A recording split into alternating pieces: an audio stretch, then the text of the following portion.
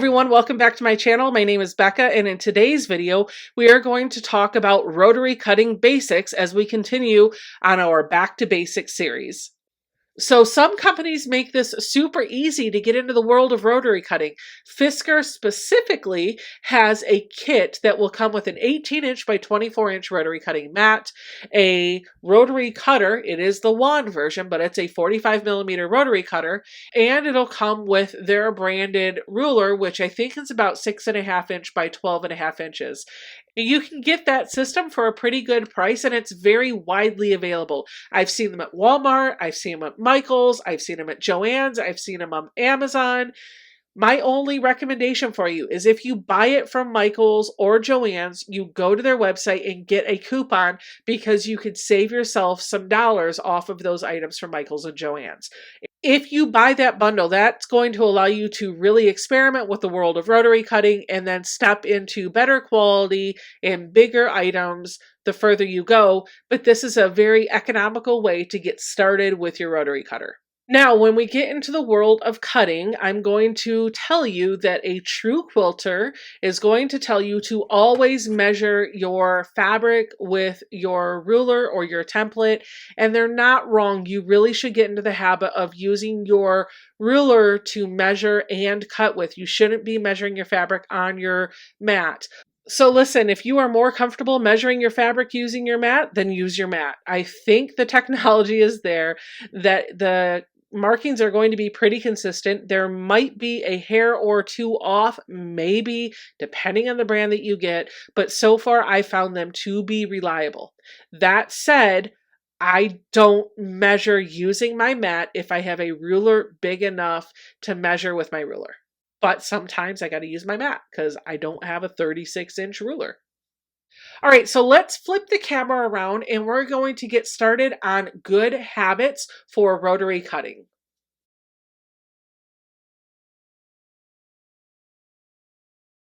So when my mom was here, I had to show her how to use a rotary cutter, and it was a bit of a hurdle because she grew up in an era where these tools were not made available to her. When she was quilting or sewing, she had to use scissors to cut her pieces out, and she was very much intimidated by this system because she didn't know what she was working with. But once she got used to it, it was a breeze, and now there's no looking back. She loves her rotary cutter. In fact, I bought her a system and it sat in her sewing room for the better part of 2 or 3 years before she actually tried to use it. Let me do with you what I did with my mom because I think that's going to help you out a little bit more. The first thing that you need to do is position your body properly. Now you can cut sitting down or standing up. I'm actually sitting because I feel like I'm closer to my fabric. You just want to make sure that if you are going to sit or stand, that you can see the measurements of your fabric on your ruler all the way through, and that you've got good reach. You shouldn't be straining to reach the top of your fabric. So what we did with my mom is we gave her a piece of scrap fabric, a rotary cutter, and a ruler. And I said, Mom, I just want you to practice cutting through the fabric from start to finish. But here's what I need you to do. I want you to lay your ruler on the fabric. Just leave like a 1/2 inch or 1 inch of fabric there. You're going to cut a bunch of little strips. And then I want you to take the rotary cutter and line up your shoulder of your dominant hand. So she's right-handed.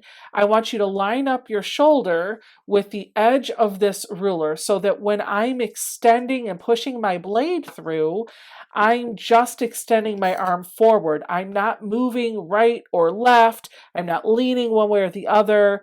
I find that when I cut and my shoulder is not positioned with the edge of my ruler, that's when I have the greater chance for mistakes and miscuts, and I have to fix it again. So getting your body lined up properly is going to be key. The other thing that you want to do is make sure that you've got your ruler on your fabric so that it's overlapping the bottom and the top. I should have ruler with no fabric at the bottom end and ruler with no fabric at the top end because my blade should only ever cut and be exposed when it is up against my template. Then you're going to expose your blade and you're going to place it straight up and down on the mat before the fabric. And you're going to want that blade to be perfectly lined up with the edge of your template. Literally, they should be touching, and that is okay. You're going to perform a motion where you're slightly applying pressure to the rotary cutter so it feels like you're pushing it very, very slightly into the mat. And then you're just going to extend your arm forward while you're applying that pressure. And it's going to cut your fabric for you. Before you move your hand off of your template, you're going to want to lift up that cut edge to make sure it was cut all the way through, because you could have something that looks maybe like this. And when I go to move the fabric, it's not all cut. It's going to be a whole lot easier to make sure that my cut was accurate all the way through if my template is still where I left it. Now let's talk about how you're holding your template. When you're holding your template for cutting, you should not be holding it like this. Number one, my thumb is way too close to this edge. I don't want to argue with my blade when I'm cutting. I just want to cut fabric, not skin and bone. So I tend to do this type of a grasp. It does two things. Number one, it gives me firmer control out over my template, so my template's not going to move as easily. It's moving now because I'm pushing it with my other hand. But if I only have this hand on there, it's going to hold it pretty securely. The other thing is if I get into the practice where my pinky has to be on the fabric, then I know reasonably, depending on the ruler or template I'm working with, that all of my fingers are going to be well away from where the blade is. This lip is big enough that I can't veer and come in here without taking a real effort to do that. So if I've got my fingertips at least an inch or so away from the edge, I'm going to be reasonably confident that I'm not going to cut myself when I'm playing with this. What we did with my mom is we got her in the practice of positioning her shoulders so that it's lined up with the edge of the ruler, practicing what I called her spider grip, and then applying the right amount of pressure consistently all the way through the fabric. Setting her rotary cutter down, removing the little piece of fabric that she cut, slide the template over, and then repeat. And literally, I just had her do this through a couple of fat quarters for half an hour or so, just so she could get used to the sound of the rotary cutter going all the way through the fabric and the feel of what that was like. I'm going to cut up the rest of this in little itty bitty confetti pieces.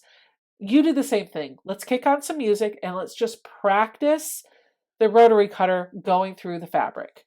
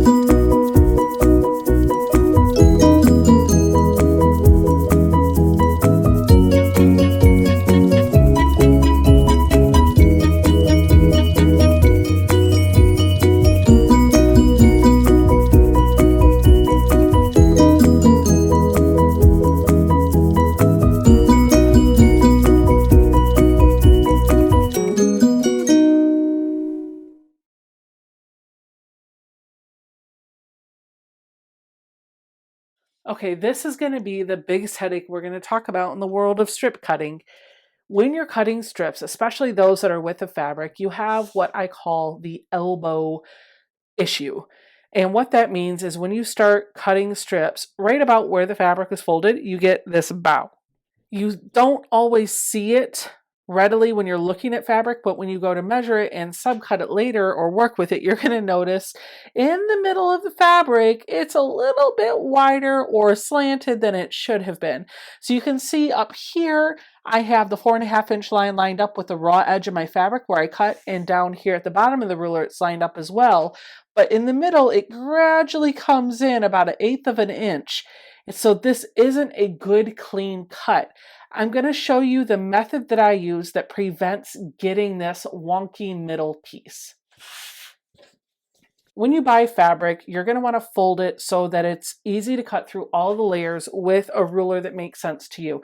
Now, if you want to use a 6.5 inch by 24 inch ruler and you have the table space to do that, that means you'll only need to fold your yardage that is with the fabric once. So you just have to kind of clean up the selvage edges the way you get it off of the bolt.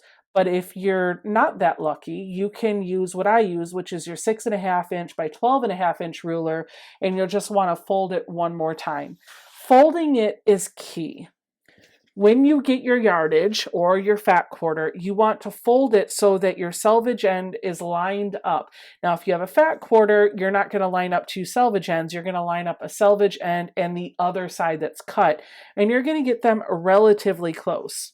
You're going to want to scooch these two pieces back and forth so that all of the fabric is hanging nicely. You don't want anything where you've got kind of this thing going on where it's V'd and it feels like there's going to be a bubble in there. You want to make sure that it's a good, clean fold. Get those selvages lined up. Shake it out a little bit, make sure it looks like it's going to lay flat when you lay it down, and just gently touch it to make sure there are no wrinkles. If there are, you just want to press your hand down on it to see what happens with the fabric. Don't force it to go any which way. If you do need to encourage your fabric to move in this position, you do the rake motion with your fingertips, and that's going to keep you from stretching or distorting the fabric. Once you have it laid out like this, then I grab the fold at this end and I pull it up to be just shy of the selvage end up at the top. And I want to make sure that my fold and my selvage edges are running parallel together. That's what's going to give me confidence that when I cut over here, I'm going to create a perfect right angle down in this corner. So the first thing that I have to do before I start cutting this into 1-inch strips is clean up this edge so that I get a nice clean side to measure from. So I'm going to pick up my template or my ruler and I'm going to lay it on top of the fabric. I'm going to look for a measurement that's going to run right along that bottom fold, and I'm going to look up at the top to make sure that the measurement seems like it's going across both ways without any issues. I'm going to scoot this over so that I have enough fabric extending outside of the ruler. This is going to be the fabric that gets cut off through all 4 layers. It shouldn't be much, maybe a 1/2 inch at the most. I'm going to take a look down at the bottom of my ruler and just make sure that that line runs right on top of the fold. And then I'm going to position my hand on my template, get my rotary cutter, and cut all the way through this just like I did before. So when I pull this off, the next thing I'm going to do is just kind of open it up and make sure that I got one long continuous piece. And you can see right here, I didn't really. It was just a thread or so. If that happens to you, just scoot your template over a little bit and recut because you want to make sure you get through all 4 of those layers.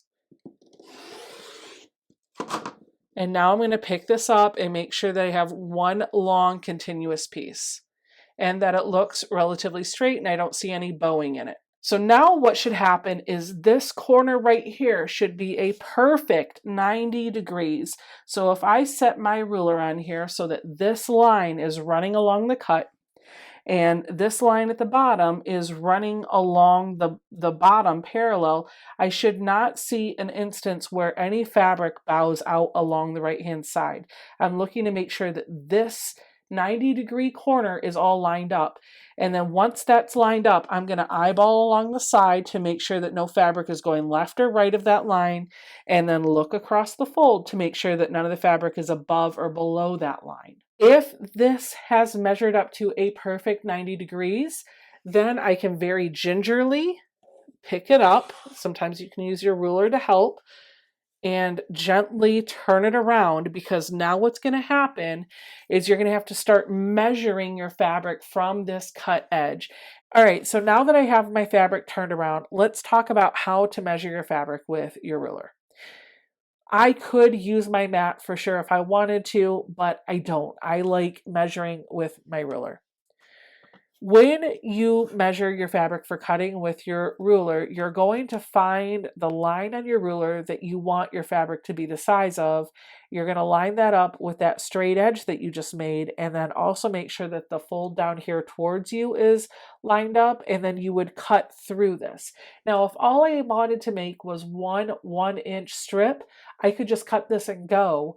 But I want to get as many 1-inch strips out of this chunk of fabric as possible. I could do 1-inch, move this away, and then remeasure another 1-inch, and then move it away and measure another 1-inch, but I don't like that method because here's why. The first one is it doesn't feel efficient to me because I have to cut, move things out of the way, reposition, cut, move things out of the way, reposition, cut, and it just I feel like there's a lot of wasted time in there. Also, every time I take a cut, I'm measuring from where that last strip was cut. And so I'm not always measuring from this perfectly clean straight edge on my left-hand side. I'm measuring from a copy of that edge. And then when I get to inch 3 and 4, I'm measuring from a copy of a copy or a copy of a copy of a copy.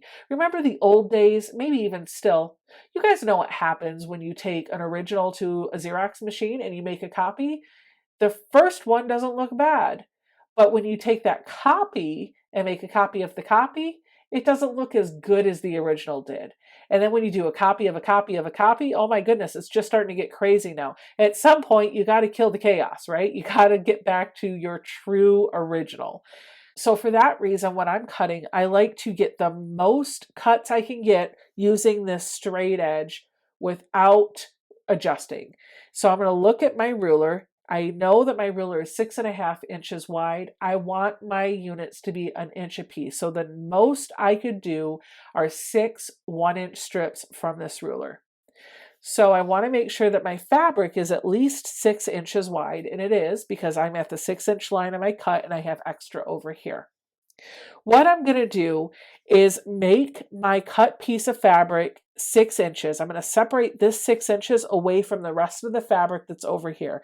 Now, if I had extra yardage, I would just scooch this out of the way and I would deal with it later.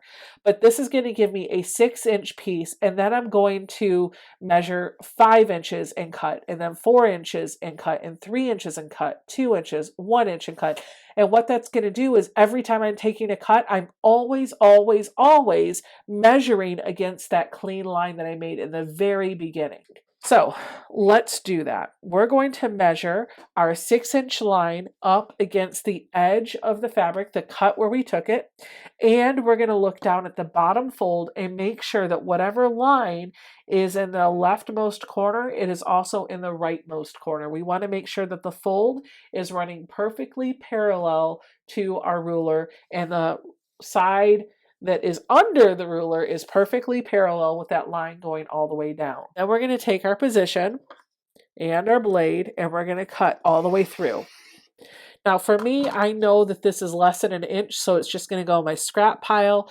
But if this was several more inches, I would just move this out of the way and I could true that up and clean it up. If I'm very delicate with moving it, then I could probably use it as another clean edge. But that's all I got. So we're going to cut now. So now I've got a 6-inch piece of fabric in front of me, and I know I need to get 6 1-inch cuts out of this. So I'm going to start by moving my ruler over so that the 5-inch line is on that perfect cut that we created, and the fold is running parallel. This is 1 inch of fabric. So I'm going to take my rotary cutter and go all the way through. Now I have a perfect 1-inch piece of fabric. I'm just going to move this slightly out of the way. I don't have to if I don't want to. I just want to show you that I cut all the way through. Now I'm going to shrink this piece down to 4 inches, which will produce another 1 inch. I'm going to slide my ruler over to the 4-inch marker. I'm going to look at the fold along the bottom, and I'm going to cut all the way through. Again, I don't have to move this because I'm not messing with this edge, so I'm just going to leave it there to show you. I'm going to move my ruler so that the 3-inch line is on that true edge. And cut. Now I'm going to move it over so that the 2-inch line is on that edge. Now I'm going to move it over so the 1-inch line is on that edge.